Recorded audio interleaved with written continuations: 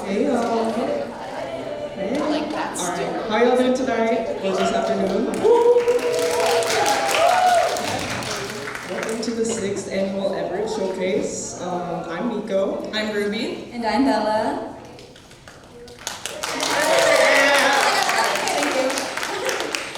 Thank you all for coming out today. Even if it was for the free food, we do have a great show planned.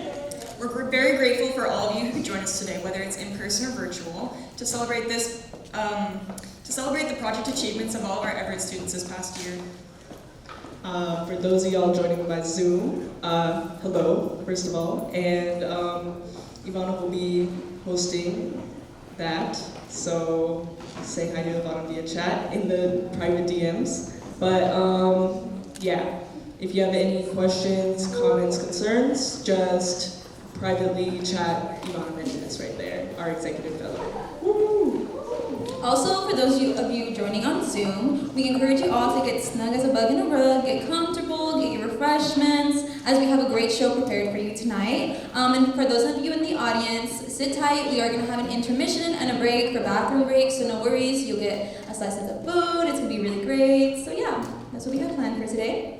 And before we begin, I will be reading off the land acknowledgement developed in partnership with the Amamutsan Tribal Band Chairman and the Amamutsan Relearning Program at the UCSC Arboretum. The land on which we gather is the unceded territory of the Awaswa-speaking Yupi tribe. The Amamutsan Tribal Band, comprised of the descendants of indigenous people taken to missions Santa Cruz and San Juan Bautista during the Spanish colonization of the Central Coast, is today working hard to restore these traditional stewardship practices on these lands and heal from historical trauma.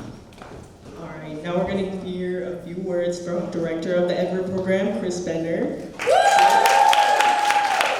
Excited. Big popping balloons for me. Hi everyone, thank you so much for coming today. As Nico said, I'm Chris Benner. I'm the faculty director of the Everett program. And for those who aren't familiar with the Everett program, I just wanted to say a few words about what it is, because it has multiple layers, like an onion, and different pieces of it. So I want to make sure you understand the full context. One part of what the Everett program is a minor, 4 courses that students take, and the minor is called Global Information and Social Enterprise Studies. And the core of those courses is about learning about the digital society and social justice issues, and then planning and implementing a project with a community partner. You can sort of think of it like an internship, but it's much more involved than a traditional internship because it involves the students really developing and planning collaboratively with their community partner an actual project with clear deliverables and outcomes and a time frame, and they get to apply for funding to help support that work. And then the final course in the sequence is a chance to reflect on that experience and present that reflection to a public audience in multiple forms. The posters that you saw walking in as part of that, and the presentations you're going to see now are another part of that. And a key principle of that whole minor is about the importance and value of experiential learning.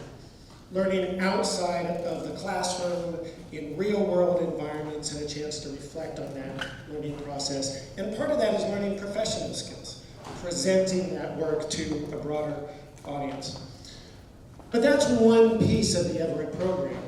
Another piece of the Everett program is those students who have gone through those courses can then become fellows in the program. They mentor the younger students, they lead discussion sections, they help to support technology workshops, and really creating a supportive learning community for students in the project and developing their projects. And those fellows in the program are the governing body of the program. They oversee my role as faculty director of the program. They oversee the allocation of funds in the program. They implement more advanced projects with community partners.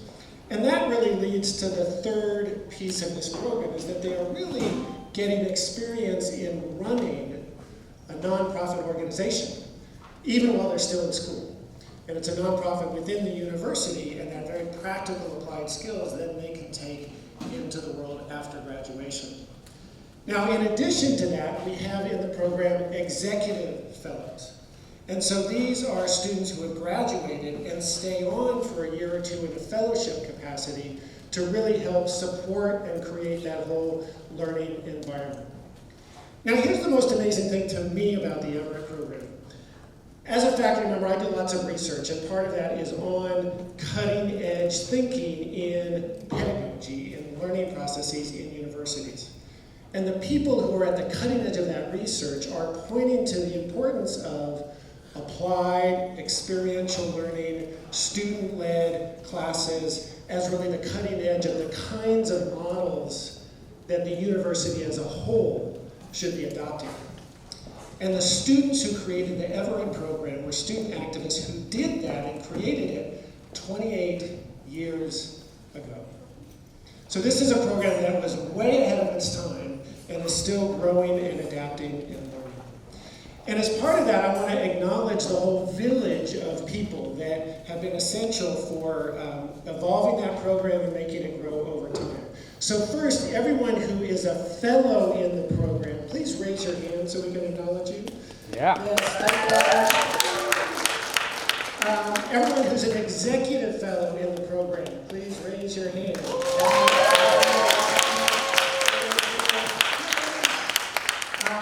Everyone who's an advisory board member, I think we have several online, so please applaud them, our advisory board.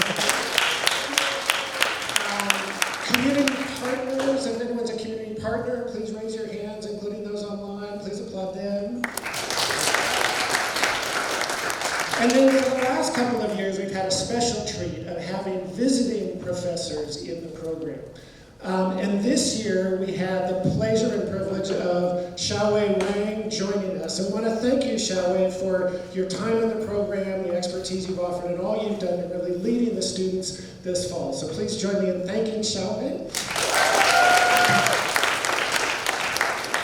And to introduce our keynote speaker, who was our visiting professor last year, I'm going to turn it to Ruby.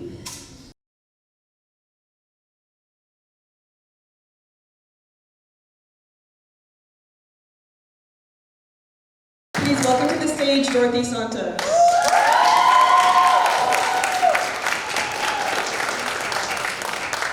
Okay, I did something a little different. I normally talk off the cuff,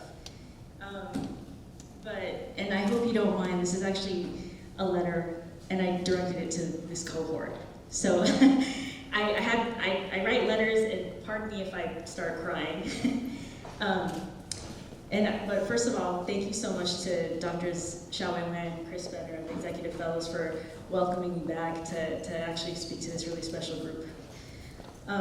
Dear 2024 Everett Fellows and IC students, when asked to be this year's showcase speaker, there were so many things that flooded my mind.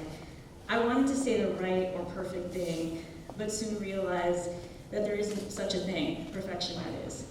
And trying to come up with something profound, well, that ain't it. Recently, a mentor challenged me to do things differently, and this is a moment where I felt doing something different might work. Well, we'll see. You tell me how you feel after this letter.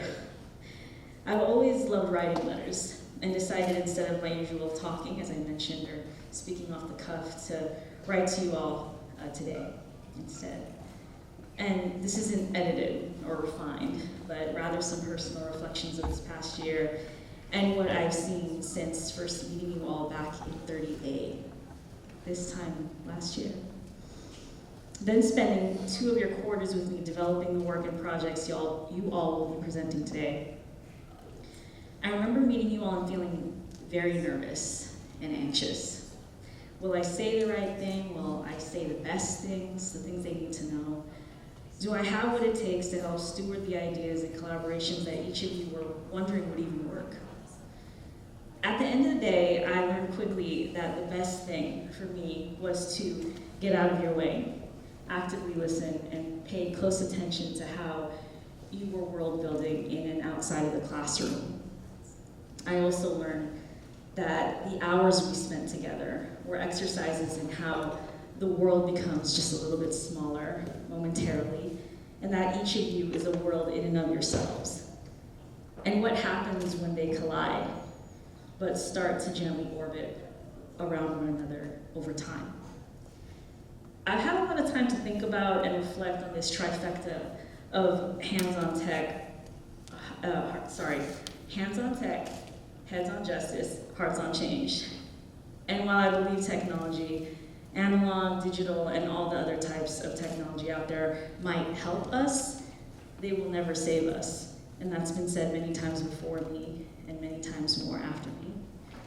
And Heads on Tech looks more and feels more like making zines and learning from all the things that didn't work. Heads on Justice is about saying and doing what is wise, but might not feel so comfortable, and sometimes doing something new. And that might look like a mistake, and taking accountability. And Hearts on Change is listening to your gut and sharing from a place of vulnerability. But most importantly, I hope you are all proud of all the things you have accomplished since January 2024. I can't believe it's December, y'all. Traveling internationally to work with women in Costa Rica, gathering stories and seeking ways to empower and uplift children in India through play, working with community organizers to help build equitable local economies in the Central Coast, working with formerly incarcerated filmmakers to help bring a greater awareness to deaf and hard of hearing communities, building curriculum and teaching curriculum to increase digital literacy for formerly incarcerated and incarcerated community members, building archives of stories related to the role of religion in political organizing, and archives rooted in, no pun intended, the farm work and labor of the Filipinx histories in Watsonville. Visualizing and mapping the history and changes of the Pajaro Valley, and last but not least, connecting students at 9 global campuses to each other and activists committed to the many movements each of you has taken time to learn and think through the past year and beyond. That's a lot, okay? Like, can you just acknowledge that? Really sit with the work that you've done. It might feel a bit small, or it's a lot of small things, but it's not. Yet above all these accomplishments, for the past year, I saw how each of you have shown up for each other, whether strategizing on how to work under pressure, pivoting your projects in multiple directions, being pulled by the commitments and obligations in each of your lives, because I know some of you are taking care of loved ones, partners, parents, siblings. But also Instagram takeovers, dying an E on the back of your head to raise money. Getting through section, co-writing and presenting work, meeting deadlines, and so much more. And at the end of the day, no matter how small or big a task or project, my hope is that each of you walks away from the work having learned how to make the place better than when you first got there. Throughout this past year, I think the biggest lesson I learned was why I became an educator. It's because each of you, okay, this is where I might lose it, okay, so bear with me. It's because each of you have kept me curious, enlivened, and each of you has given, this is the reason why I'm almost not looking at you, because I'm gonna start crying. Each of you has given me hope despite the world we live in filled with heartache, death, pain, and suffering. Thank you for all the visits to office hours, keeping me on my toes, questioning and challenging me, and most of all, your patience throughout one of the most difficult and challenging years of my life. I thank you for letting me be your teacher, and most importantly, for teaching me far more than I taught you.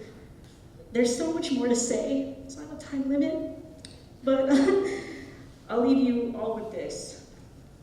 One of my favorite writers, Sabrina Imbler, wrote this really incredibly magical and illuminating book that has been a balm for me this past year. They write about marine and sea life in their monograph, How Far the Light Reaches, A Life in 10 Sea Creatures. And in one of their chapters, they write about feral goldfish. Now, I'm not sure how many of you know what feral goldfish are, but my gosh, you let them out in the wild and they grow exponentially. Imbler writes, imagine having the power to become resilient to all that is hostile to us. Confinement, solitude, our own toxic waste, salt, waves, 100-pound sturgeon that could swallow us whole. Imagine the freedom of encountering space for the first time and taking it up. Imagine showing up to your high school reunion, seeing everyone who once made you feel small, only now you're 100 times bigger than you once were. A dumped goldfish has no model for what a different and better life might look like, but it finds it anyway. I want to know what it feels like to be unthinkable, to invest a future, or to invent a future that no one expected of you. So that being said, please continue being relentless in your pursuits and steadfast in your passions and curiosities, but most important, be like the feral goldfish and just grow. Take up space, and I'm never too far away should you need reminding of how great and extraordinary you are. And I am very, very proud of each of you, and I'm so excited to witness all your brilliance today.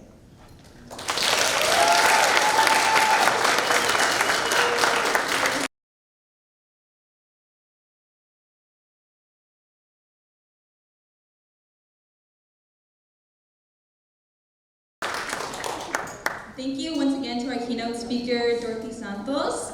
Really knows how to get the waterworks going, I'll tell you that. To begin, we are going to start off with our presentations of our cross-culture collaboration projects. And these projects are centered around co-collaboration and sustainability. Through these projects, we have witnessed our students blossom and create genuine connections with many. To start us off, we have our international project, the Monteverde Institute.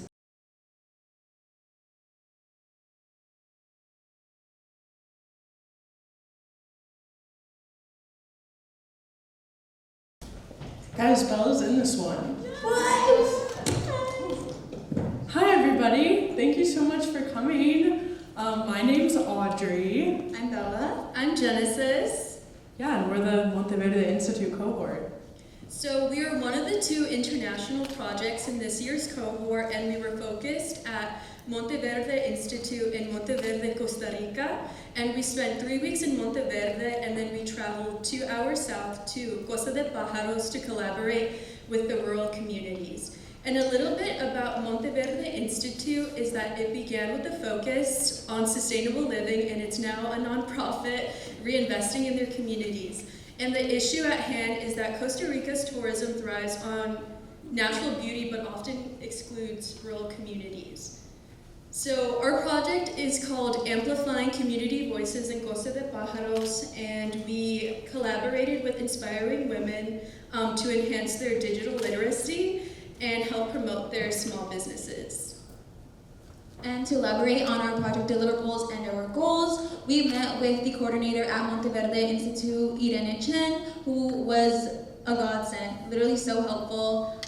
We finally decided and came down to 4 deliverables. One would be conducting workshops in the region when we would travel to the destination, also building curriculum for these workshops, and Genesis really did great work this summer when she made this whole curriculum for 6 hours for 3 workshops in the span of 3 days. So that was one project that we carried out as well. And we also had Audrey, our amazing Audrey, do workshop manual books, and it had more information implemented of marketing details and stuff that we couldn't include into the curriculum since we were limited. I'll just have Audrey scan through real quick. But yeah, we also did video editing and story maps, and these story maps were also translated in English and Spanish, so language was accessible to all. Yeah, and then more on our actual time in Monteverde, we really wanted to emphasize the amazing connections we got to make with all the women we met. As Bella mentioned earlier, Irene, who we think is on Zoom, so shout out you, we miss you, as well as we also met Karen at the Monteverde Institute, both extremely helpful in our projects and really helped inspire the work that we were able to do. And then of course the women that we met in the actual lowlands. This included restaurant workers, children, women starting their own new businesses. We really just got to sit down and talk with them and talk about what they wanted to see in their communities and offer, the advice that we could to help make that growth. Yeah. And then on to our lessons learned, kind of bouncing off of what I was just talking about. We decided that when we presented our workshops, it felt a lot better to have like a community forward role in the senses of really just sitting down and having conversations and leaving room for people to speak on their experiences and what they've learned in their cultural background and how they choose to live. And we got to share our ideas too and just have really amazing conversations. We originally went with a super academic approach where it was kind of just lecturing to a bunch of strangers, and we quickly realized that definitely didn't work.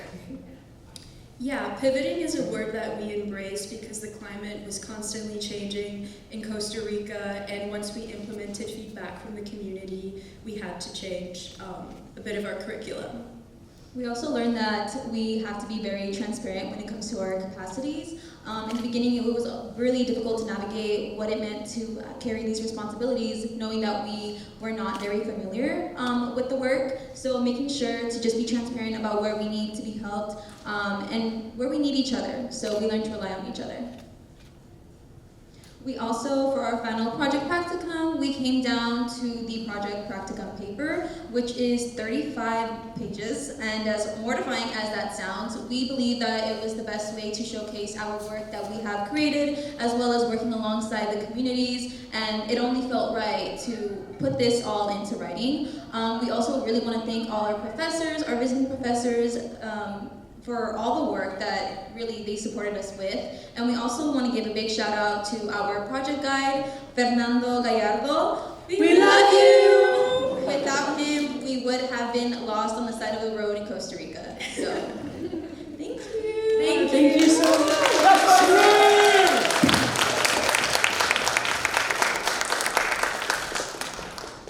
Thank you so much to the MBI girlies. It's always a pleasure with them. And now to open up to our second cross-cultural project, we have Project Cal.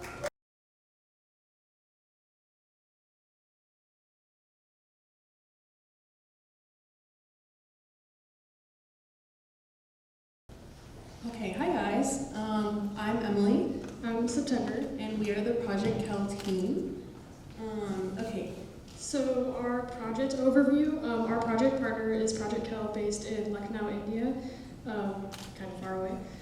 So their big thing was making education fun and accessible for children in their underprivileged and underfunded communities through the concept of play, and that basically was through different programs in public playgrounds, empty parking lots, to teach children vital social, emotional, and creative skills essential for adulthood. And when reaching out to us, they wanted to have us create a visualization of impact stories for their website so they can better communicate their mission. So initially, Project Cal provided us with Google Sheets. They were filled with 5 stories worth of data that they had been collecting on the ground, and our team read through them all. Half of them were in Hindi and half of them were in English, and they were really raw stories and just mostly notes that they had collected. So we read through them and we picked 12 that we thought would highlight a variety of program successes, and we wanted to highlight the 3 themes that Project Cal promotes. So the 3 themes are sense of self, gender, and pluralism.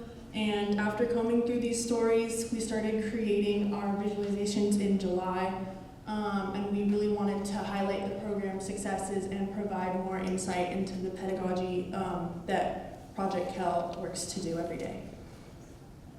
So, like Emily stated, we created a digital story archive for them, so 3 pages, 4 stories on each page.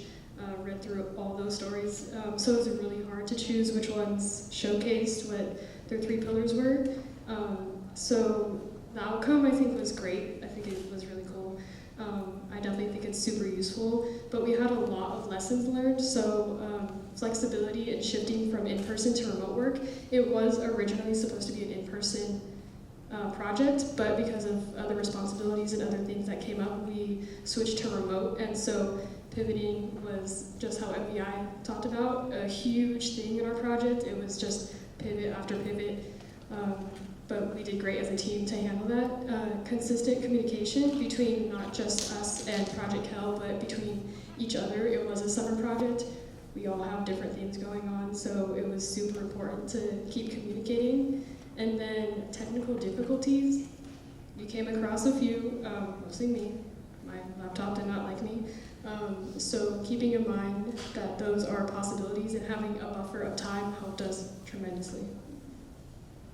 For our final project, we decided to write an op-ed because we learned a lot throughout this process about creating digital archives, and we really wanted to explore digital archives more.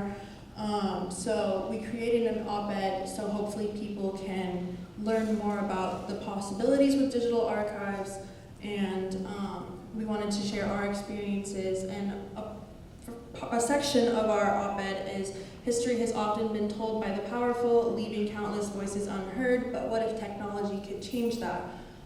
Digital archives are rewriting the rules, ensuring stories like Project Cal are no longer lost in the margins. Digital archives democratize history by giving a voice to historically underrepresented people in traditional archives. So this op-ed is roughly 1,500 words. We're pretty succinct. We had to get all of our opinions in there, but we think it showcases the power of digital archives and the different possibilities. Thank you. And that is it.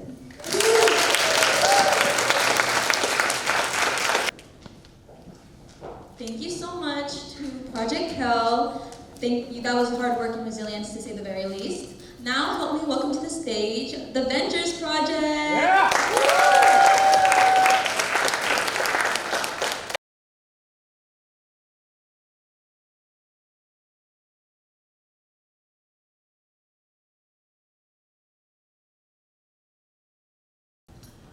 Hello everybody, my name is Jasmine. My name is Robin. And I'm Angelica. And we're the Ventures team. We're excited to show you all our work that we've been working on this past spring and summer and fall. So our project partners was Ventures, but we specifically collaborated with their new program, Futuro, which launched this fall. Our core issue, we explored equitable income distribution and economic disparities, especially with low-income Latina immigrants. Futuro aims to address this by promoting democratic workspaces and worker ownerships through establishing a worker collaborative network. And for our tech tools, we used JS Night Labs and Google Workspace. And by utilizing Night Labs and Google Suite for our project, we created a Night Labs timeline that showcased the evolution of Futuro and who Ventures is to people interested in joining cooperatives under Futuro. And for the funding, we received $4,402. So what have we been doing since spring? Throughout spring and summer and fall, we have met consistently and closely with Brando, the Futuro project director, and Amber, which she is the Ventures Special Projects Coordinator. And together we have worked on a project that we initially thought was going to be pretty simple, but turned out to be more complex than we had imagined, wrapping up just last month. One of the first things we tackled was learning how to use JS Night Labs. We did not have experience with it. So we figured out that it was customizable, but further customization required coding skills, which none of us had. We were then working on gathering all the data and structuring it into a Google Doc for Futuro's development, and offering it to our peers to give us feedback on it, and turning it into a Google Sheets to create the timeline. We were asked to create an article of the collaboration between Futuro and the Everett program, and we worked on that as well. And for our final project, we decided to go with the zine, and we'll dive into that more shortly. For our deliverables, we have 3 major deliverables. Our first was a timeline, and the second one was the article, as I mentioned. And our biggest challenge we ran into was that we had to translate it into Spanish at the last minute, since their translation software wasn't going to be able to translate it automatically. So we ended up producing 2 versions of each, one in Spanish and one in English. For our third deliverable, we attended their first ever annual co-op day. It was very informative, and we also took pictures, videos, and compiled it all into a media portfolio onto a Google shared drive, where they could easily access the images and the videos to use as they see fit. And lastly, we are still at the point where they're deciding where they want to place the timeline on their website and the article, but we're excited to see where that ends up going. So for our lessons learned, first of all, it's okay to ask for help. We really had a lot of questions along with pivots with the partner organizations. So we asked for help between our teammates, our classmates, Everett fellows, as well as professors. And we also needed to be adaptable. So because our partner organization sometimes was barely starting out, we really had to change what our project was going to be like, meeting times, tech tools, it really was everything. And then we have assertiveness. We learned assertiveness by communicating clearly with a partner organization over what we could handle, what we were capable of doing. And then assigning roles and responsibilities between our teammates. We all have different skill levels. We wanted to emphasize that so our project can run smoothly. And then learning tech tools, we learned a couple, but we finalized with Night Lab's timeline, which was challenging, and we also had to teach our partner organization how to use it without us. Then finally, the distinction between Ventures and Futuro was important because our audience needed to know that Ventures was an organization and Futuro was a branch program derived from Ventures, and we also worked directly on with Futuro. So for our final project, we chose a zine. We wanted to use a resource guide for low-wage undocumented immigrants to learn more about how to build their own future. We wanted to inform them how it was able to create money with different opportunities. The two opportunities we focused on were worker cooperatives and entrepreneurships. And then finally, we wanted them to kind of be easy, accessible for everybody, and we were able to create a resource guide. So here are some screenshots from our zine project. The photo on the top left is a section on why we created the zine, including some statistics on undocumented immigrants and the significant barriers they face in the workforce. Next to it is a section on worker cooperatives and how undocumented immigrants fit into this. And the photo on the right of that is a section on entrepreneurship and how undocumented immigrants can create a business.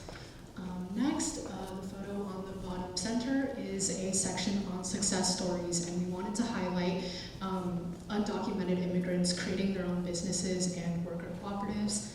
Lastly, we included a resources section. And that is all. Thank you.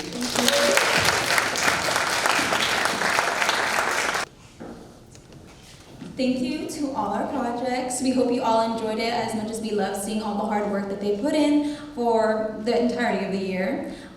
We also want to can we give one more round of applause to projects? It's truly uplifting to see the amount of time and hard work that has been put into these projects for the past years, and something that I also noticed with a lot of these projects were women-ran as well, so congratulations to the women-ran projects as well. We will now be introducing the next set of projects.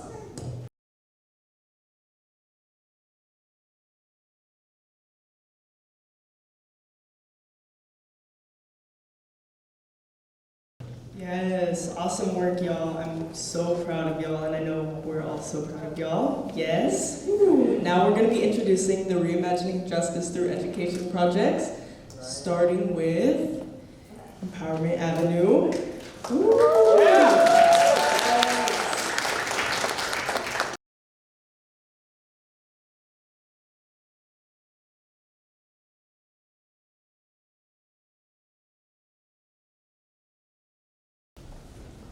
I'm Nico. I'm Marianas. I'm Michaela. I'm Matani. And this is Empowerment Avenue. Get into it. You got the laptop. Okay, I would like to introduce you to Rasan New York Thomas. He's the Executive Director of Empowerment Avenue. which is a nonprofit that we worked with, and we worked directly with him. He's a justice-impacted filmmaker who supports formerly incarcerated filmmakers, and he also did time in San Quentin himself. So he created films in San Quentin, and he also is helping to support other filmmakers that are formerly incarcerated and are currently in jail. Some of his films are 26.2 to Life, and Friendly Signs and Silent Treatment. We went on a few, film screenings, film showings. We helped go to film shootings, basically is what I'm trying to say, for Silent Treatment. He already came out with Friendly Signs, which is a film he did while he was incarcerated in San Quentin, which is from a person who is deaf's brother, while Silent Treatment is more from the deaf and hard of hearing perspective and their family. And basically Empowerment Avenue aims to bridge the gap between incarcerated creatives and external opportunities, breaking barriers through advocacy, empowerment, and storytelling. Yeah, so we set out our project to work on Rassan's film called Silent Treatment, which is about the deaf experience behind bars in the carceral system. So over the summer, we ran a social media campaign. We went to behind the scenes footage for the film, so we can see us at screenings over here. And then, yeah, we quickly realized running a social media campaign is actually really difficult, especially if it's during the summer, everyone's remote, and we were kind of just unsatisfied with all the work that we did. So we decided to transition in the fall. Yeah, so as we see right here, we transitioned to a film screening.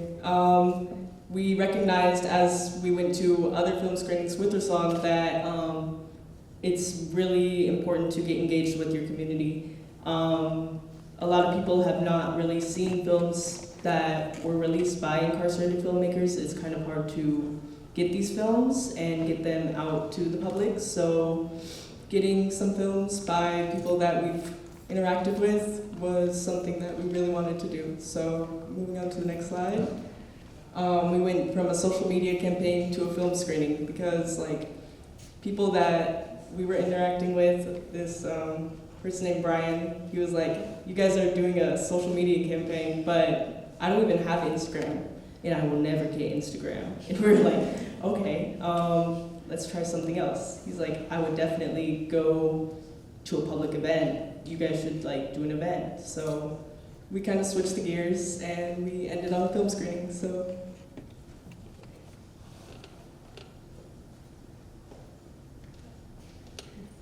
I have a few questions for you guys just to get a temperature check. How many of you know someone that is incarcerated or formerly incarcerated? Can I see a raise of hands?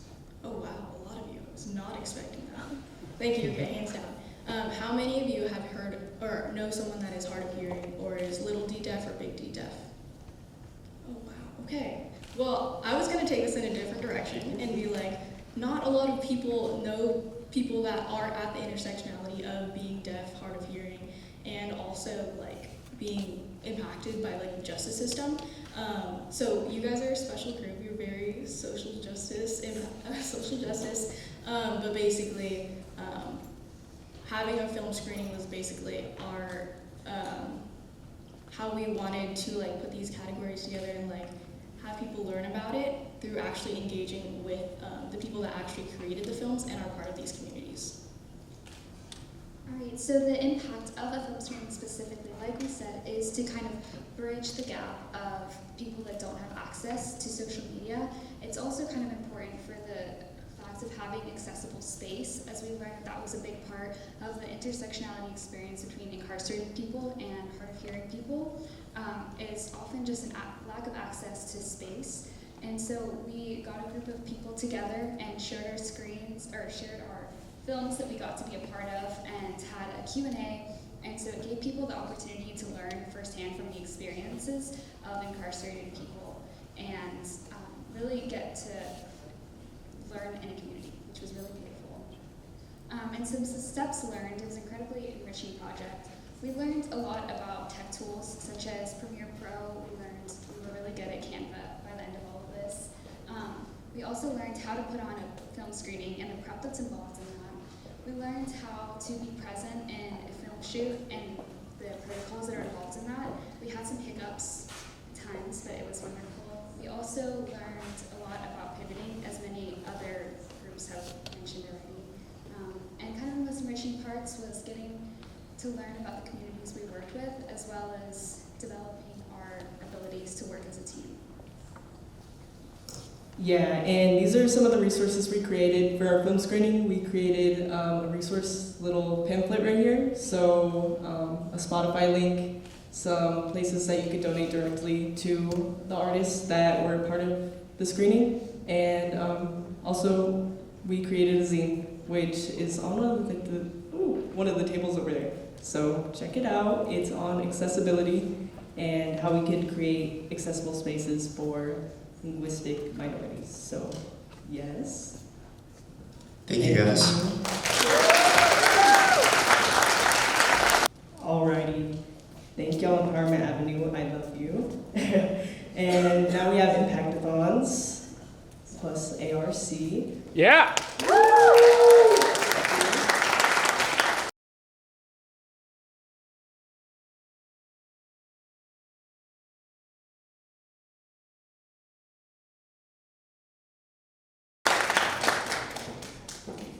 Hello, my name is Daniela Cardenas, and I am one person of a two-person team that is part of the Everett Impactathons XARC project. So just for some context, I did have a partner, but she transferred, which is why she's not here this fall. So our partner, the Anti-Recidivism Coalition, provides assistance to help formerly incarcerated individuals with the process of reintegrating into society. They help provide support resources and educational invites for furthering self and career objectives, and they also achieve a lot through grassroots policy advocacy. So for my project, it was a data science workshop which took place in the summer and was down in LA. So the big picture, our project was a summer workshop focused on self-professionalism and career development. Our goal was to help rebuild confidence of formerly incarcerated individuals seeking jobs by teaching them how to use AI tools to enhance their career development. So that was our goal. And then our grant was $7,500 from the Computer Science Department, which was sponsored by Lisa Gator. And for our tech tools in this AI-focused workshop was Resume.io for a resume builder, Grammarly as an extension to help aid in professional writing, LinkedIn for opening up networking and job opportunities and resources, and then ChatGPT to help inspire ideas and formatting for writing. So this is just a little look into our curriculum planning. So for our day one, we decided to title it as Using Data Science to Harness, Navigate, and Apply to Your Career. So here we did an intro to AI. We went over Resume.io, Grammarly, and ChatGPT, and then we did a step-by-step of what a resume needs and why it's important, and then we created a resume for all participants. And then for our day two, we decided to title it Enhancing Your Career Development Through Having an Online Presence, and here we did a LinkedIn profile, which was created for all participants, and then we did a professional headshot photo shoot, so then they could then use those photos on their LinkedIn profiles, and we also taught them how to identify online scams in all forms because we were informed that that's something that a lot of formerly incarcerated individuals fall to. So we thought it was important to do that. And then we did a Kahoot review of both days just to make sure that they know everything. And then for deliverables, we wanted an increased knowledge of AI tools, resumes, LinkedIn profiles, and professional headshots done for all participants.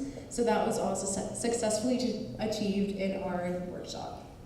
And then some lessons learned, so things that could have been improved were having clear communication within all of our team members, and then have a team meeting before the workshop just to delegate responsibilities more efficiently. And then we also wanted to ask as many questions as possible, more specifically towards our partner organization, just to make sure clear communication is happening.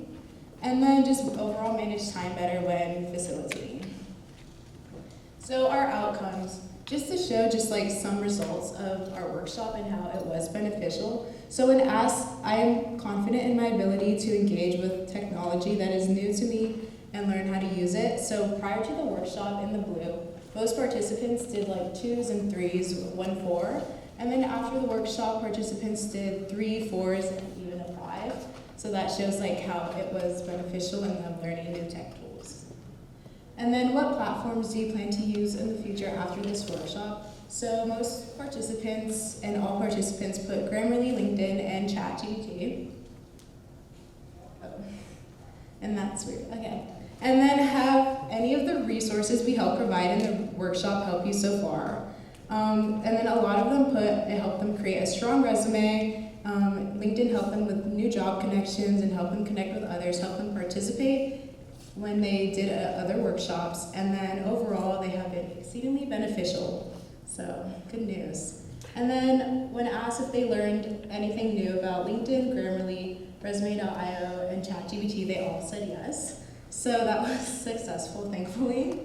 And then, so for my final project, what is it? So it is a combination of project practicum and open-ended. I chose this because I wanted to teach the importance of tech as a re-entry service and the importance of tech in the job market. And I also wanted to incorporate statements from my participants and how like things could be helpful to them that we may not think of. And then I also just wanted to incorporate like my own reflection about what I've learned from them and just like how inspiring the experience was. So my goals and audience are, well, future Everett students out there in the audience, and anyone else that wants to get involved in reducing the recidivism cycle. I also wanted to spread awareness, teach others, and inspire more projects that could also help formerly incarcerated individuals. So as a little quote from one of my participants to all of you out there, so for Everett teams, put out as much as you can, meaning for resources, and when you teach the classes, put out the things that you know from your experiences, from how you got there.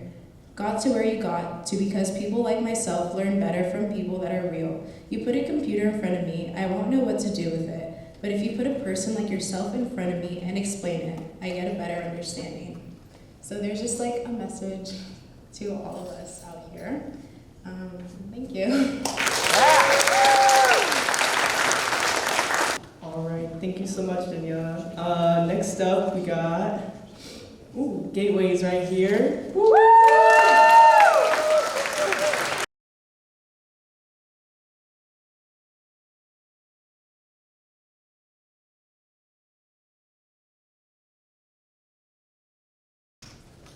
Here we go. Got Alex right here on the mic. Thank you. Hey. Hello, everyone. We are the 2024 Gateways team. My name is Alex. I'm a sociology and legal studies double major, and I'm graduating this spring. Hi, I'm Isabella. I'm a fourth-year sociology major with a Geises concentration. Hi, I'm Quinn. I'm a sociology and education double major with a Geises concentration. And yeah, we're Gateways. So, what is Gateways? Gateways is an internal project started by Everett in 2019. We have been focusing on providing tech literacy classes with our project partner, which is Roundtree Correctional Facility down in Watsonville. Our chosen tech tool was Adobe Dreamweaver, which is a website creation platform that runs on HTML and CSS coding languages. The executive fellows chose this tool because it runs without Wi-Fi, and they wanted to have a course that followed up the first two that emphasize graphic design principles. And then funding was provided from the Everett program, and we also received a portion of the Citrus grant, so big shout out and thank you to our donors. Alrighty, so just to give everyone a good idea and a timeline of our past couple of quarters, we taught ourselves how to use our tech tool Adobe Dreamweaver through a individual group study plan, and we completed our 6-week curriculum by dividing up the curriculum by 2 weeks per person. And we got our jail clearance by attending a 3-hour orientation. I think it was in Soquel, and they kind of gave us a rundown of the rules and the dress code and what to expect. And we got live scanned, fingerprinted, and we took a walkthrough tour of the facility beforehand as well. And everything that we worked towards, we finally implemented it during the summer, mid-July to mid-August, where we instructed twice a week for an hour and a half each. This fall, we spent the quarter working on our project practicum during the final series of the GICES course, and that required reflecting on all of the work that we put into. And now all three of us are Everett Fellows. Isabella is a tech guide for Soci 30A, and Alex and I are continuing with Gateways in the winter. So ultimately our largest deliverable was our students' final projects by the end of their course, and those were websites to showcase the skills that they learned in the class, and that consisted of various topics. Some people decided personal business websites or blogs or personal narratives. Yeah. So we just wanted to touch upon some of the lessons learned. Class facilitation was a big one for us. We have never been in a teaching position prior to this, and we're humanities, sociology majors. We're not coding girlies, so we had to teach a class on coding. That was very daunting going into it. So just rolling with the punches and having patience and grace for ourselves and our teaching abilities. Our students also were very, very wonderful in fostering an environment where they gave us lots of patience and grace. We also had to roll with tech challenges. Dreamweaver runs without Wi-Fi, but it works smoother when you have Wi-Fi. So when you're in the jail, you can't Google or chat GPT anything. It was just us. So again, adaptability was a big one. And then institutional barriers. Aside from the lack of Wi-Fi, we also had to adhere to the restrictions of our classroom setting, which was a jail. There was protocols, there was safety regulations, all these things that reminded us that we weren't in a normal classroom setting that we had to adhere to. So those were just our biggest lessons learned. Yes. Some reflections from our project are the gratitude and appreciation that we have for our students, the support that they had, knowing that it was our first time teaching, the cultivation of our skills, facilitation, and planning for our class. We had to write 6 weeks of curriculum and then teach it for those 6 weeks. We perfected our tech tool, and again, the support of our students in learning code alongside each other, and our teamwork, us three of us, doing this project over the past year, from becoming a group, planning, implementation in the summer, and then now writing our project practicum. And in writing our practicum, we reviewed our student feedback and looked at how they gained confidence in coding. A quote from our exit surveys from a student is, "I have learned a lot about Dreamweaver, and I plan to continue studying web development so I can look for a job when I get out of jail. That's exactly why we do what we do, and it shows the direct impact of this kind of education on people post-incarceration." We reflected on our teaching approach and the way that what we were teaching changed in the course of just doing our 6 weeks. It was an interesting experience to write about our project professionally and think about our education and the grand scope of fighting recidivism. And the Everett program's resources, our curriculum, and our lessons learned will be documented for future students. To guide future cohorts, again, me and Quinn are now Gateways Fellows, but the three of us are still committed to helping students and furthering the goal of the Gateways project. Thank you.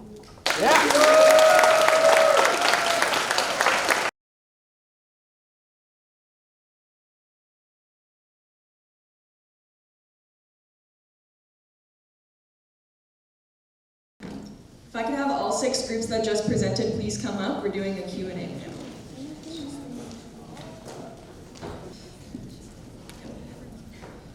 Okay, if you have a question, please raise your hand and specify what group you're asking, and then ask your question.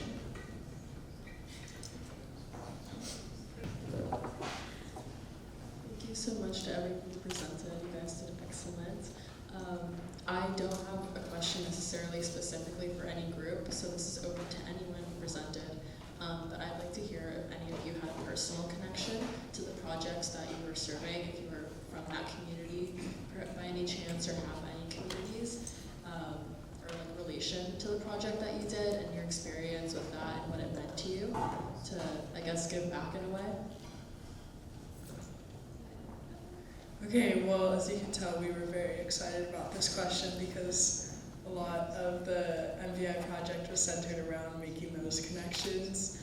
One specific relationship that I wanted to highlight was the second day of our workshops.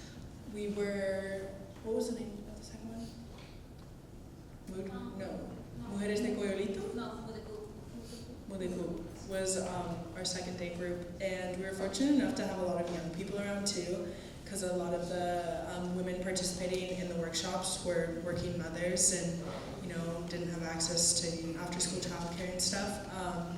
And we met these two little girls, well, not that little. One was 8, one was 12, and they were just super outspoken and really amazing and participated a lot and gave us a tour of kind of the area that we were in, and they let us hang out with their puppies and told us their stories, and their mother was amazing. My favorite moment from our interactions with them is when we were doing our female empowerment workshop.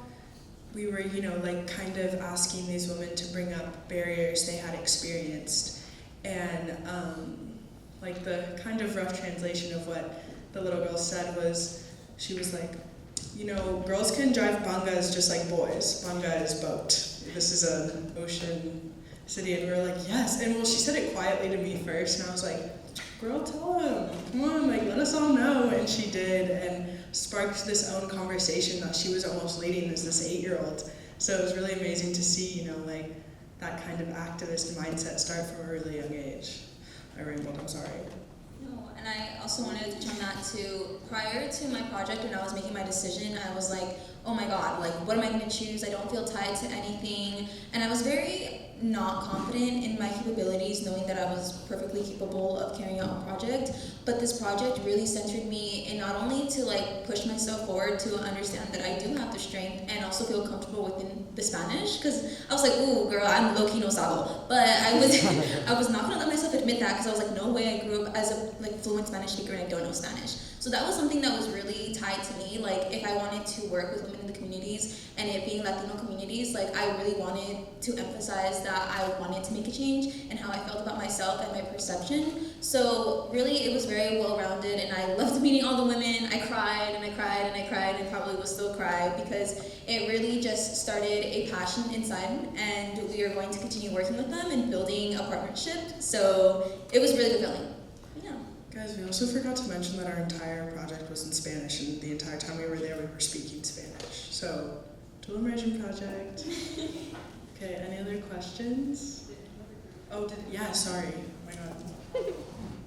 Hi, so I'm the Impactathons team. So my project took place in East LA Community College. So my mom and my parents actually grew up around LA and South Central. My mom's from South Central LA. So some topics we covered in our conversations were just how statistics automatically predicts people in these lower income areas are more likely to commit crimes. So we were kind of talking about that and how I'm proud that my parents were not part of that pattern in that cycle. So it kind of gave me a sense to help them, just like my parents have also helped people around them, and just they've always wanted to do better than the situation they're in. So that kind of helped me connect to the people that I was here to help and teach. So it helped me just help them do better than the situation they're already in, and just not to be defined by their past. And also just my mom also, you're gonna hear me talk about my mom a lot. But my mom also taught the first babies that came out with AIDS that were born with that in the prisons. So just teaching formerly incarcerated individuals just helped me feel connected to her in that way, and just helping others and giving back to the community that they came from, and just wanting to do better for their future. Because a big mission for the ARC is just not let your past define you, because you can always change your future. So thank you. Do you want me to go? Okay. Well, I've always been very creative, and this project, Empowerment Avenues project, really like combined all of my passions and things that I really wanted to work towards.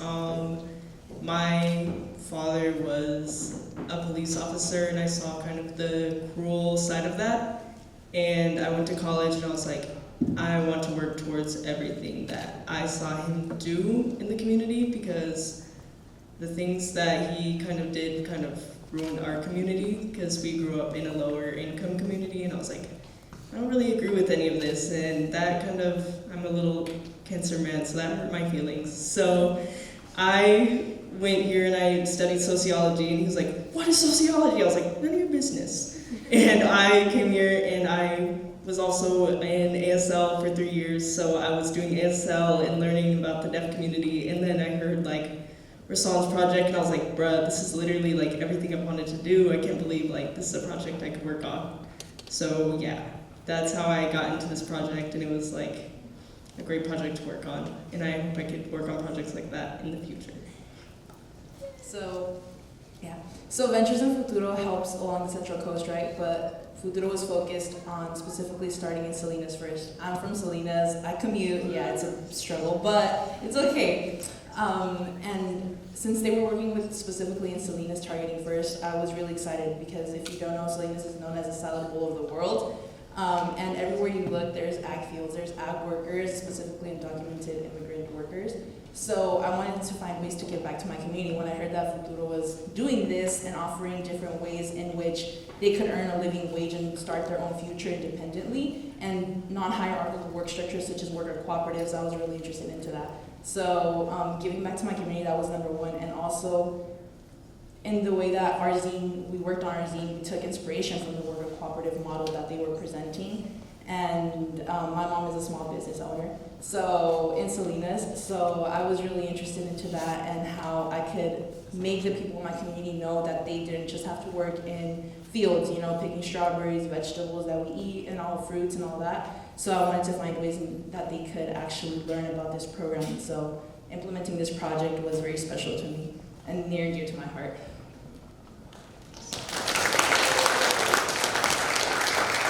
Thank you for that question, and thank you for all the groups that answered it. Now we're going to be going into an intermission for 15 minutes. There's food on that back table for all of you, Chicano soul food, so please dig in.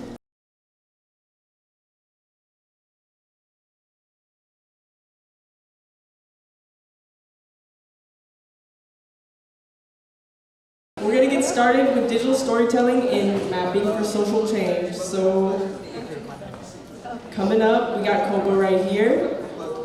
Woo! Give them a big round of applause.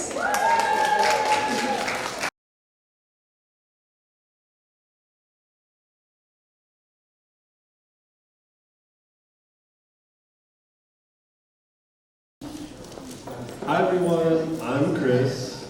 And I'm Logan. And we worked with Communities Organized for Relational Power and Action, or COPA. So who is COPA? COPA is a religious community organization comprised of 26 different institutions based in Monterey and Santa Cruz County. And their institutional model of organizing allows them to have a sustained service towards the communities that they serve, and they take a relational approach to organizing as well, meaning they really value integrating with their communities to understand the needs of the community, and then picking out individuals and developing them as leaders to organize and eventually influence public policy. And if you look here on the right, or I guess on the left, you can see on the top that they start with one-on-one relational conversations, and right before that, or I guess circling back around, they end with public action. So this is kind of the relational approach that they're talking about. And for our project, we were addressing COPA's need to archive their over 25 years of community organizing, and we got to learn about many of the different campaigns that they ran, including the VITA program, where they trained community health workers to educate the community on COVID-19, like safe COVID-19 care and vaccines, as well as Esperanza Care, which was a lobbying effort to provide accessible healthcare to immigrants in California, and affordable housing projects on COPA member properties. And then our tech solutions included NightLab's timeline and Premiere Pro to edit the interviews. And our funding was $3,882. The project narrative went from fall and winter and spring and summer. We interviewed 3 different members of COPA. This included Pastor James Lapp, Maria Elena Manzo, and Jack Herbig. They're all related to faith-based organizations. And we edited from 45 minutes to 60-minute videos down to 10-minute videos of good quality interview content through Premiere Pro. We embedded these interviews into NightLab's Timeline.js, and this took about 3 to 4 months this summer and in the fall of this quarter. Some project outcomes were the NightLab's JS timeline. The NightLab's JS timeline was open source, easy to learn tool to build and interact with the COPA organization. You can see right here is an example of Maria Elena Manzo. You can see the marked timeline of 2001. This is when Maria Elena started working with COPA, and she did some wonderful work. And there's some takeaways from this, and the most important one is the value of relational grassroots organizing. We really honed in and learned about how these organizations are doing their organizing and achieving things like Esperanza Care and the VITA program and stuff like that. Super important. So for our final project, we did an op-ed. We did it on Christian nationalism, how a powerful new shape modern day American politics. And we learned a lot from this. We did a 1,500 piece paper, and some takeaways from this is that the left can frame issues compellingly and prioritize building political power at the grassroots level and provide genuine solutions that rectify historical injustice and give power to the working class and those on the margins of society. Thank you. Thank you, Chris and Logan. You guys did awesome. Ooh. Now we got Watsonville's in the Heart. Yeah!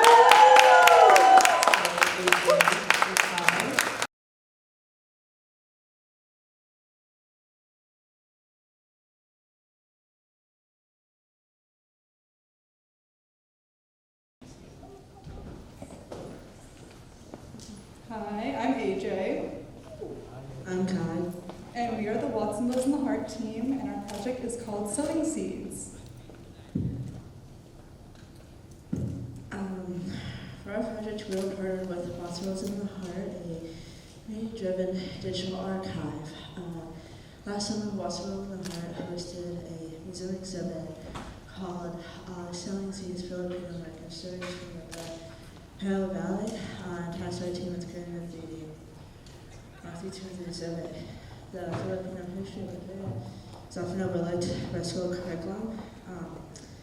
And creating a digital twin of the exhibit, we were able to make the history accessible to K-12 students.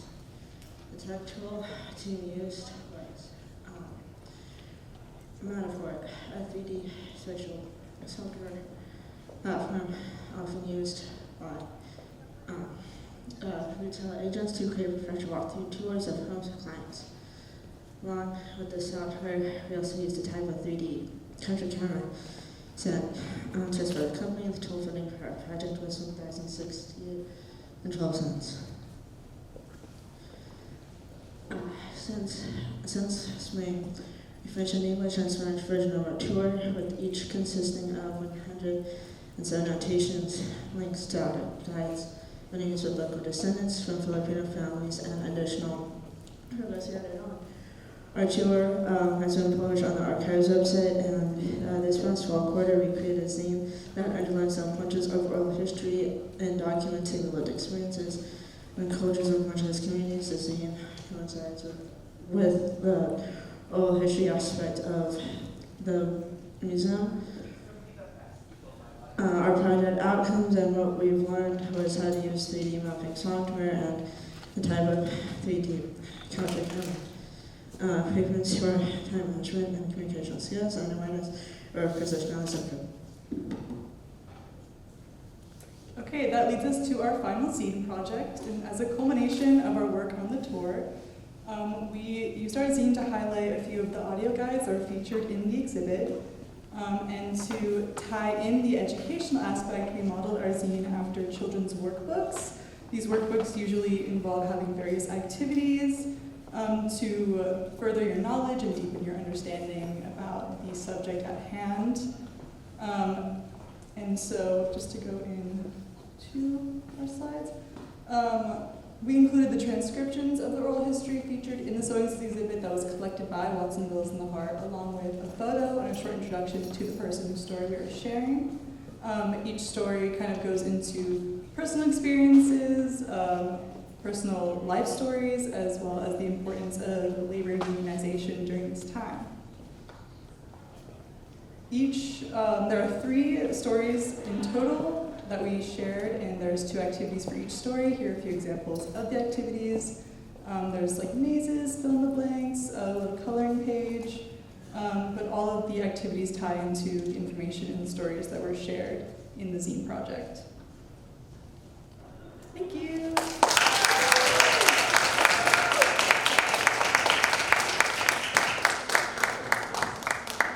Awesome work, y'all. Give them a round of applause right now. All right, and we got the solo project right here by Naya.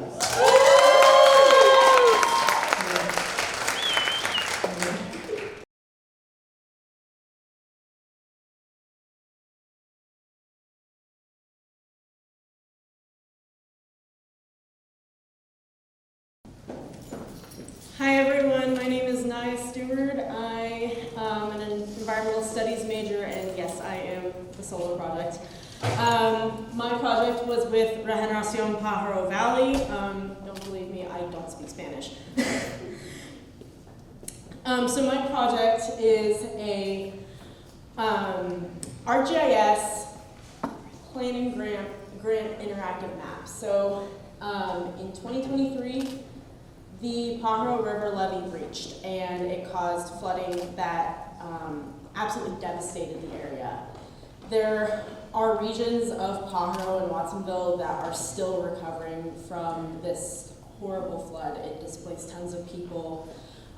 There were these informal houses where people were living that got condemned, basically, because they couldn't live there anymore after the flood.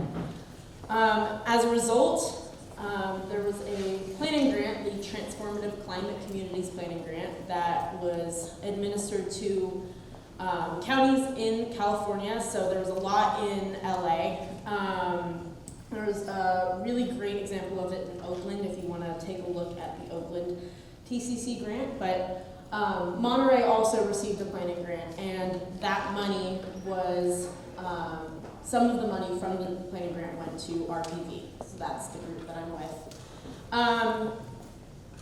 The grant, you need to find several different types of things to do with the money. So in this case, RPV is going to find 3 to 5 different decarbonization projects that they can do with that planning grant money. They'll send that to the Strategic Growth Council so that they can get that approved.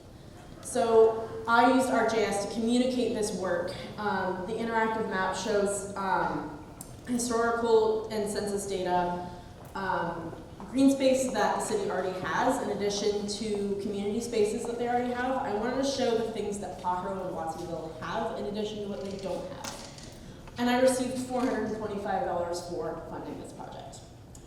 So since spring,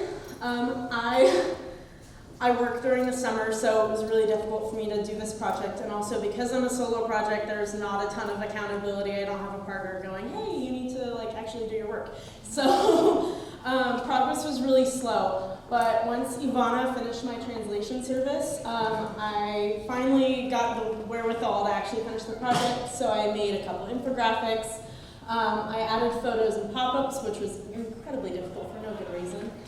I purchased an ArcGIS account for RPV so that they could make future changes to the map as they see fit, published the map, and I attended the Climate of Hope Fair with RPV in September, which led to this community mapping project that I helped with, and I stumbled through Spanish, and it was really hard, but it was definitely rewarding. Everyone was super nice. So outcomes, published the map. I have learned a little bit more Spanish. It's not great, but we're gonna work with it. I also created a guide for future students who are interested in working on this and other ArcGIS projects. A couple of tips and tricks for people, because ArcGIS online is actually much harder than the internet makes it out to be. And I had a lot of really difficult things that I needed to troubleshoot, but because ArcGIS Online is like the easy version of ArcGIS, there was like no information that I could find on how to actually troubleshoot those things. So I made it easy for you guys. I also became a fellow in the Everett program, so now I'm a tech guide. Anyone who's in 30A has definitely seen me before. And I'm also really tired now, and I'm definitely glad that this is all wrapped up. I ended up going with the practicum because I thought that that was a really good representation of my work. So I'm very burnt out, but I'm glad that this went over pretty swimmingly. And yeah, and I took some really cool photos with Adobe Lightroom for editing. So yeah.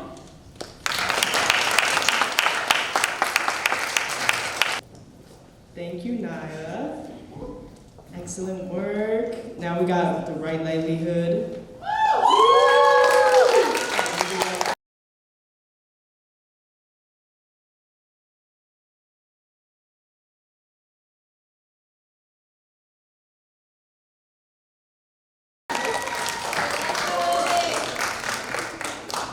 Hello, I'm Ruby. And I'm Mac. And this is the Right Livelihood website project. We worked with the UC Santa Cruz Right Livelihood Foundation College. The Right Livelihood Foundation offers the Right Livelihood Award to those offering answers to urgent challenges facing the world. The 9 international Right Livelihood colleges link faculty and students with Right Livelihood laureates for research and education. The Right Livelihood College also puts on laureate lectures, conferences, courses, and creates student leaders. The core issue we addressed was that the separate Right Livelihood colleges were just that, separate. There was little to no connection or communication between the campuses, despite UCSC's attempts as the global secretariat to establish community between the colleges. Additionally, there was a lack of a system for Right Livelihood colleges to post news, articles, and announcements on the website. There was a need for an improved process by which students at Right Livelihood colleges and the laureates can share news on the website, rlc-blog.org.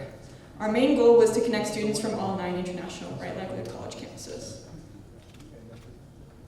So this is a quick just idea of our timeline. Starting week 1, we began a 10-week independent study to learn the mechanics of WordPress. It was an independent study that we did on LinkedIn Learning. For the next 2 weeks, we focused on taking notes, exploring the website, digesting all of that information. Then during week 3, we began designing the website, starting from the beginning in a step-by-step process. Going on to week 4, we began working on the project as a whole and adding the components together to build a working website. Initially, we were challenged by that part as we figured things out, but we got the hang of it with trial and error. We spent week 5 trying out different styles and editing phrases, as well as adding some extra touches just to appeal to users, make it a little bit more beginner-friendly.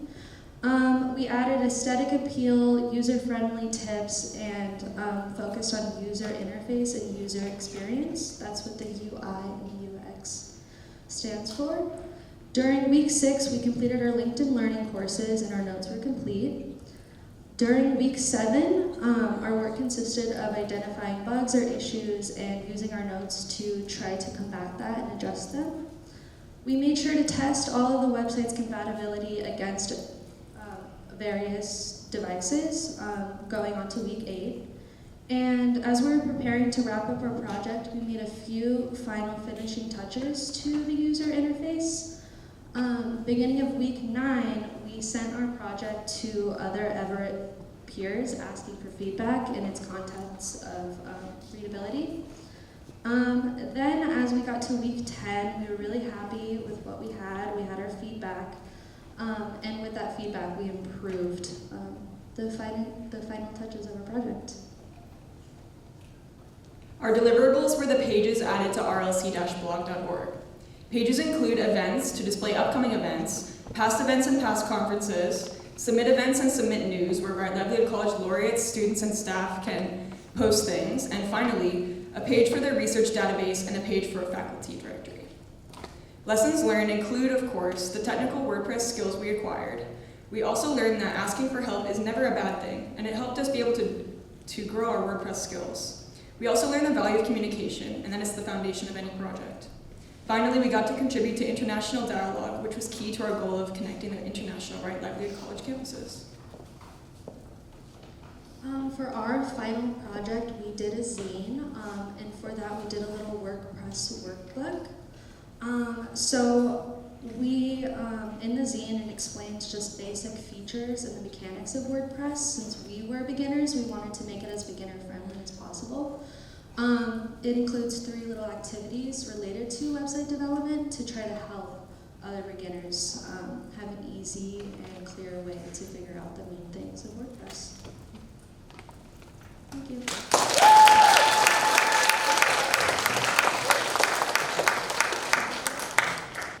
Thank you guys so much. Here you go. We will now have the second group of presenters come up to the stage, please, and we're going to do a Q&A. So just we'll go by with raised hands if anyone has any questions for the presenters.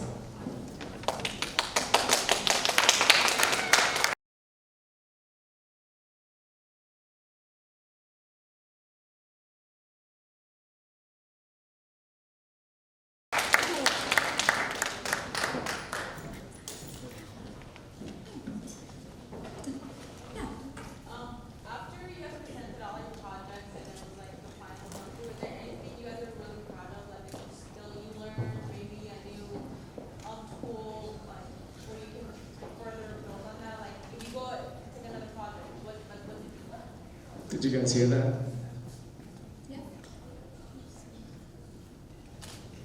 I'm really proud of Mac and I's progress with WordPress. As they said, we went in as complete beginners. It was kind of difficult to go from knowing nothing about website building to building pages on a website. So I'm very proud of the progress that we made in that regard.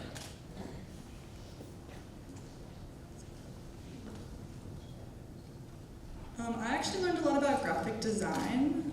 For our zine, I ended up designing all of the pages as well as like many presentations and our project posters. So despite that not being our main like tech tool, I did get a chance to learn more about graphic design and like cohesiveness. This kind of goes for everyone tonight. After hearing like you guys' experiences and like the setbacks you guys faced, I'm a little terrified since I'm continuing the program. So I just want to know if you have any like words or things you can say, like I don't know, just advice you could give me to going forward, or just to anyone. The Everett program is just really awesome in terms of everyone communicating with each other. There's so much connection and I think so much growth that all of us have done in the past quarters that we've been here. And so as most of us have had different challenges of having to like switch things in the middle, just the other fellows and the executive fellows I think was the main thing that at least made me not feel as anxious. We also have project guides who were fellows who worked on projects in years past. Our project guide Fatima was a huge help in helping us ask for help, ask for WordPress advice and stuff like that. So there is a lot of support. Yeah, even though I was alone, it's like you're not actually alone. The executive fellows, the project guides and stuff were a tremendous help to me. Kat, Megan, Isabella, who's no longer with us. Not dead. She is. She's just not here. Not here. But yeah, I mean, granted, I didn't have a lot of pivots within my project, but I mean, I did experience some massive burnout, and so I definitely still had support. So you're always supported even when things change in the projects, which is super important. Thank you. I think we have time for one more if anybody wants to ask a question. Okay, it's okay. Oh, Zoom. Hey, Zoom. How are we doing on Zoom? Any questions on Zoom? No? Period. Okay. So we'll go ahead and continue. Thank you to our project groups.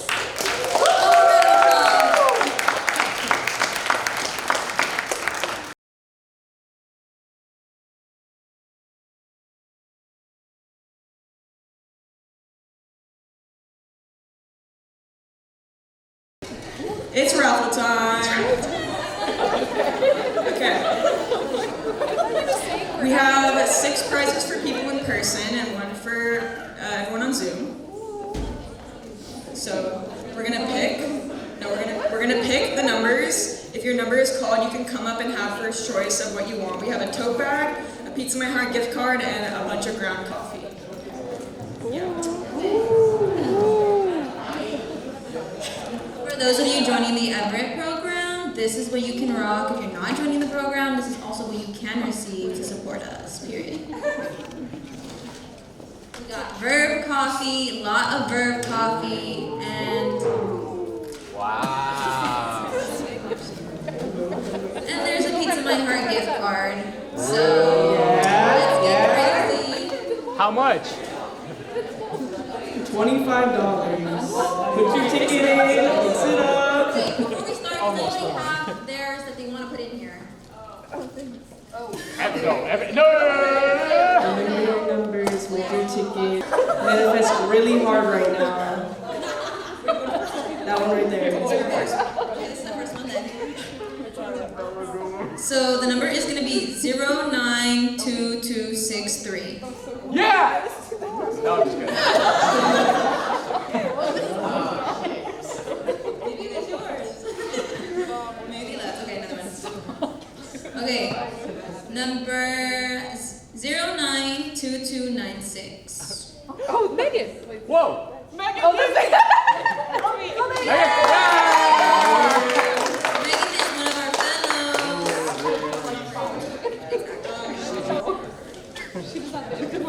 Congratulations.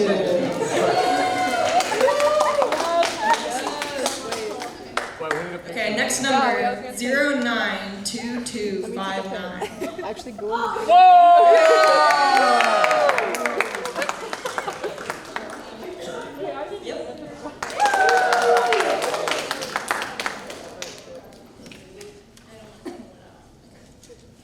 Next up, 092252. Oh. No? Last call. Okay. Oh. We got Michaela right here. Yeah! Dinner's on you or what?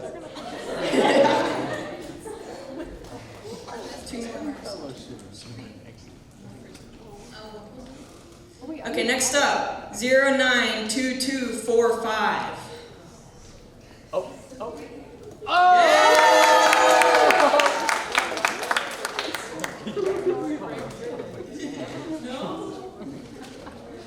Congratulations. Last one in person. 092242. Whoa!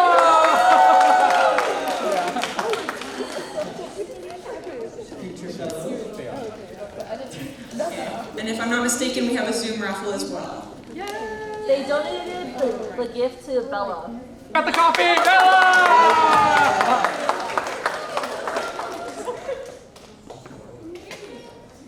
Congratulations.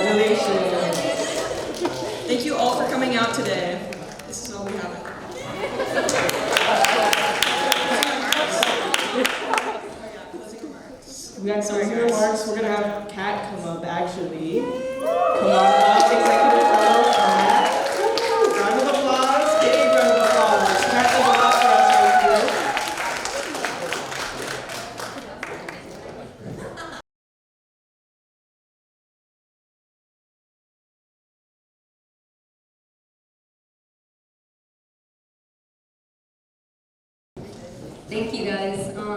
Yeah, I wasn't expecting to give the closing remarks, so this is all just coming straight from the heart, but I just wanted to say that I'm so proud of you guys. Last year was my first year as an executive fellow, and this year is my second year and my last year in the program. But when people ask me what I do for work, I don't tell them necessarily about the tech I learn or, the management or anything like that. What I tell them about is you guys, actually.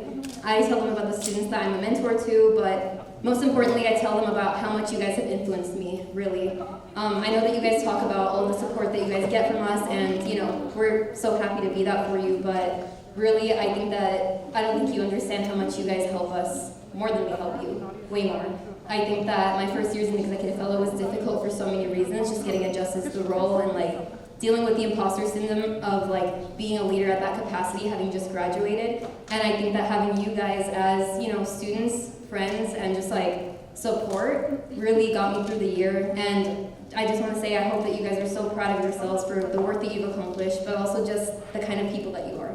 I don't think that anybody can ever take that from you guys, your practicums are really a work of art, and I'm really proud of all of your guys' final outputs, but it's not just about the output, it's about the skills that you've learned, the connections that you've made, and just how close you guys have become as a cohort. So, I want you guys to be able to take that with you everywhere you go, and when you think of the Everett program, you think not only of the amazing work that you did, and the partner organizations that you guys had worked really closely with for the last 10 months, but also you guys, the relationships that you guys have created, and just the overall experiences that you guys have had, bad and good, all of it means something, even the negative parts, even the challenges, and you've all grown so much, and I'm sure that you guys see it in yourselves, but I've had the biggest blessing of being able to watch you guys grow from 38 students last fall to becoming really engaged leaders of the community. You guys are the people who are reclaiming tech for tomorrow, and I hope that you guys recognize that in yourself and celebrate that. And I just want to say, yeah, I'm so proud of you guys. I hope that you guys can really celebrate after the showcase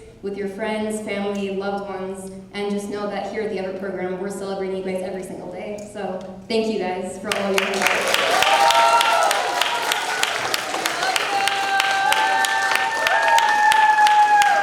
We do have this place reserved for another half hour, so feel free to take a look at the posters, look at the zines back there on the round tables, and just mingle. Yeah, thank you guys.